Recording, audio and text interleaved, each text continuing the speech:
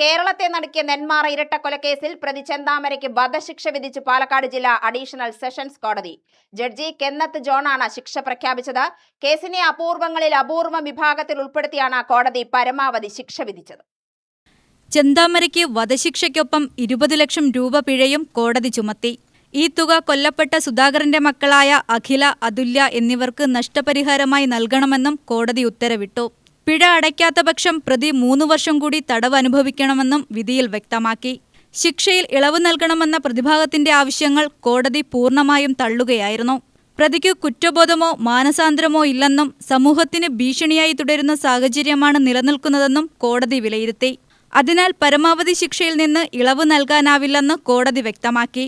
Medical ബോർഡിന്റെ report പ്രകാരം ചെന്താമരയ്ക്ക് മാനസിക പ്രശ്നങ്ങളൊന്നുമില്ലെന്നും കോടതി ചൂണ്ടിക്കാട്ടി. ചെയ്ത കുറ്റത്തെ ന്യായീകരിക്കാൻ പ്രതി ഇപ്പോഴും ശ്രമിക്കുന്നുണ്ടെന്നും വിധിയിൽ പറയുന്നു.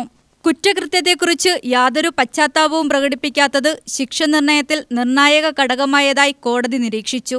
കുറ്റക്കാരനാണെന്ന് കോടതി കണ്ടെത്തിയതിനു ശേഷവും ചെന്താമരയുടെ സമീപനം മാറിയില്ല. എന്തെങ്കിലും പറയാനുണ്ടോ എന്ന കോടതിയുടെ ചോദ്യത്തിന് ഒന്നും പറയാനില്ല എന്നതായിരുന്നു മറുപടി. തുടർന്ന് തനിക്ക് തടസ്സം നിൽക്കുന്നവരെയെല്ലാം ഇല്ലാതാക്കുമെന്ന തരത്തിലുള്ള ഭീഷണിപരമായ പരാമർശങ്ങളും പ്രതി കോടതിയിൽ നടത്തിയിരുന്നു. ശിക്ഷാവിധിക്ക് മുൻപേ നടന്ന വാദത്തിൽ പ്രോസിക്യൂട്ടർ MJ വിജയകുമാർ പ്രതിക്ക് വധശിക്ഷ തന്നെ നൽകണമെന്ന് ആവശ്യപ്പെട്ടു. ചെയ്ത കുറ്റത്തിൽ യാതൊരു കുറ്റബോധവുമില്ലാത്ത പ്രതി ജീവനോടെ തുടരുന്നത് കൊല്ലപ്പെട്ട സുധാകരന്റെയും സജിതയുടെയും മക്കൾക്ക് ഭീഷണിയാണെന്നായിരുന്നു പ്രോസിക്യൂഷന്റെ പ്രധാന വാദം. അതേസമയം പ്രതിക്ക് വേണ്ടി ഹാജരായ അഭിഭാഷകൻ ജേക്കബ് മാത്യു ചെന്താമരയ്ക്ക് മാനസാന്തരമുണ്ടെന്നും ജയിലിൽ ജോലി ചെയ്ത് ലഭിക്കുന്ന വരുമാനം സുധാകരന്റെ മക്കൾക്ക് നൽകാൻ തയ്യാറാണെന്നും കോടതിയെ അറിയിച്ചു. ഈ വിധിയിൽ യാതൊരു ആശങ്കയും വക്കീലെന്നുള്ള നിലയ്ക്ക് എനിക്കില്ല. ഞങ്ങൾ ഈ വിധിയിൽ അപ്പീൽ പോകും. ഞങ്ങൾക്ക് 100% അനുകൂലമായൊരു വിധി ഹൈക്കോടതിയിൽ ലഭിക്കുമെന്ന് തന്നെ കരുതുന്നു. ഈ വിധിയിൽ ഞങ്ങൾ ഈ വിധിയോട് യോജിക്കുന്നില്ല. കാരണം കോടതി തെളിവുകൾ വിശദമായിട്ട് പരിഗണിച്ചിട്ടില്ല എന്ന് തന്നെയാണ് പ്രതിഭാഗത്തിൻ്റെ വാദം. അതുകൊണ്ട് തന്നെ ഞങ്ങൾ അപ്പീൽ പോകും.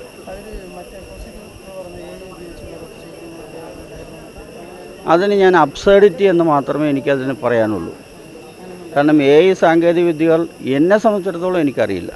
എന്നാൽ ഈ വാദങ്ങൾ കോടതി അംഗീകരിച്ചില്ല.